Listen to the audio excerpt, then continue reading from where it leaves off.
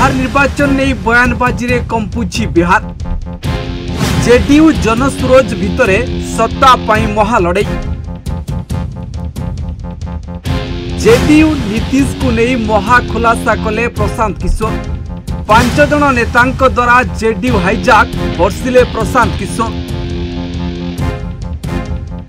आउ किछि मासरे बिहार बाछिबो निजर प्रिय नेता निर्वाचन को आहुरी अनेक दिन बाकी थिबा बेले एबेठू बयानबाजी रे सरगरम बिहार राजनीति राजनैतिक रणनीतिज्ञ एवं जनसुराज संयोजक प्रशांत किशोर जेडीयू एवं बिहार प्रशासनिक व्यवस्था उपरे अतर्कित बर्षिछंती।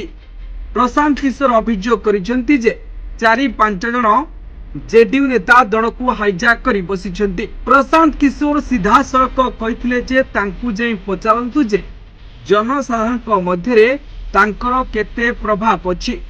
जदि आम परी लोके न थांते तेबे आज लोक माने कोनोसी स्थान रे देखा दे न थांते। केवल एतिकि नुहे प्रशांत किशोर मध्य कहिसेंती जे तांकु आईनगत नोटिस पठाइबार धमक दिया जायछि किंतु से परी लोकंकु भय करिबे नाही। प्रशांत किशोर एक बड़ दाबी करी कहिसेंती जे आजिर समय जेडीयू को अपहरण करा जायछि। केवल किछि लोक संपूर्ण दल को चलाउछंती। दल एपरी लोकंको हाथ रे अछि जो माने निज जिला सभापति एवं कर्मी मानंकु मध्य चिन्ही नाहंती। प्रशांत किशोर बिहार अमलातंत्र को मध्य टार्गेट करी कहिथिले जे बिहार अधिकारी जंगल राज चलिछि। दल को हाईजैक करिथिबा जेडीयू नेता माने हुएत निज जिला सभापति नाम मध्य जानि नथिबे।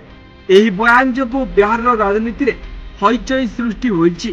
प्रशांत किशोर को एही बयान पर प्रश्न उठुछि जे आरजेडी प्रकृत रे भांगी पड़िछि ना एहा केवल राजनीतिक महल रे आलोचना चलिछि। Bureau report news 95 Odia.